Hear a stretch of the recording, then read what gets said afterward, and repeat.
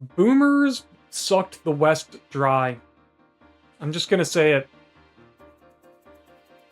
You know, there's always been a resentment from the young, or the old to the young. That's nothing new.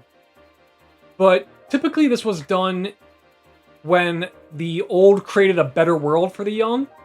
And there's a kind of a natural sort of, I guess, resentment, I would call it, but a sort of like, you don't know how good you've had it. And this is in a certain sense natural when you've left a better world for your children. It makes sense, and it kind of reminds them to appreciate what they got. On the flip side, there were plenty of times in history where, you know, a society had collapsed, or there was a great war, or a famine, and the old would tell the young, oh, you don't know how great it was back then. There was a golden age. You kids got it rough. And then their reminiscing would be to remind the young of how good things were, and to get them to rebuild that world in a way. But I'm not sure ever before in history have there been a group of people who have gotten the most prosperous time, relatively speaking, in the entire history of a nation, then completely sucked it dry.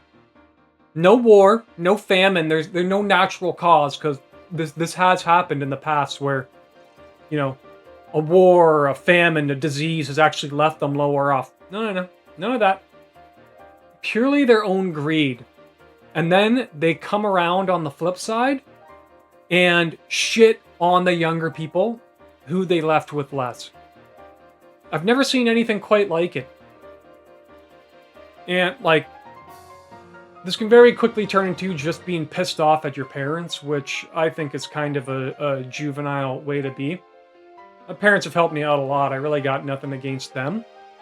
But when I look at the generation as a whole, it's kind of disturbing to have people who had it so good, through their own policy choices and greed, left it in a worse situation, and then turned around and crapped on and blamed the younger generation for the state of the house that they created.